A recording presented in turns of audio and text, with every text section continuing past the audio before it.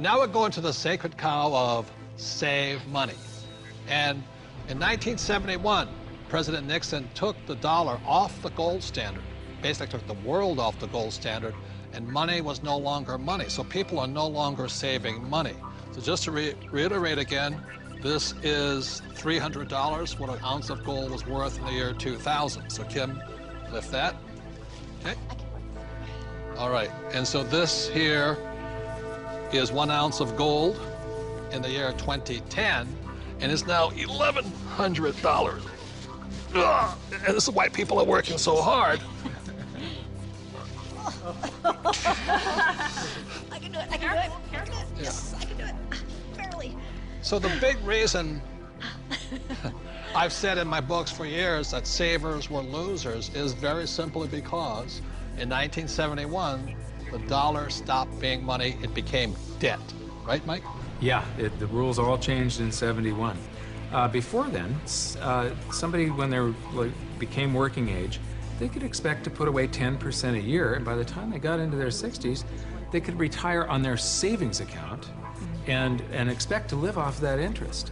And in '71, everything changed, and they started creating currency on a massive scale. Worldwide. Ever since then, worldwide. And that is what causes inflation and the loss of purchasing power. So people thinking that they can retire, you know, back in the 50s, if you got $100,000 or $50,000, you could retire on that, you know. So for my mom and dad, you know, the World War II generation, the industrial age generation, it was very smart to save money. For our generation, the baby boom generation and on, saving money could be the most stupid thing you can do because the system is stealing your wealth through the very thing you work for, called money, which is not money anymore. Right. Real money is actually gold and silver. Money has to maintain its value over long periods of time. Currency doesn't have to. And this is historically, has always been, for thousands of years, this has been money. 5,000 years, this has been the predominant currency. It became money when somebody minted it into coins in Lydia in about 680 BC.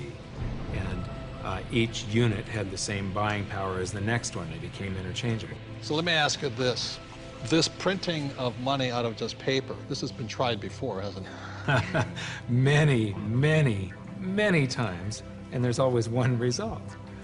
You get far, far higher prices of everything, but especially real money. When they start creating a whole lot of currency, eventually, gold and silver lie in wait. And then when the public senses this inflation of retail prices that is caused by inflation of the quantity of currency in circulation, they rush back toward gold and silver, and they have for 5,000 years. So name some governments that have attempted to print money. The Weimar Republic. I don't know what I just did with that $100 trillion bill. He's got a Zimbabwe. The Zimbabwe, yeah. Look at this one. This is the most recent, a $100 trillion note.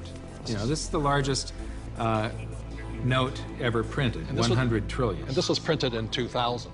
Yeah, but when Zimbabwe was created as a country, when it went from Rhodesia to Zimbabwe, they were, the Zimbabwean dollar was on parity with the US dollar. One US dollar was the same as a Zimbabwe dollar.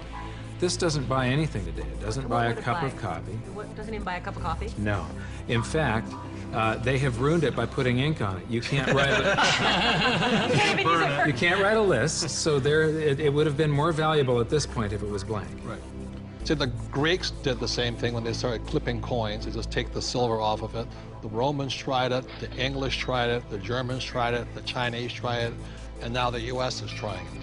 Yep. And so that's why saving money is probably the biggest mistake you could make right now, because today money is no longer money.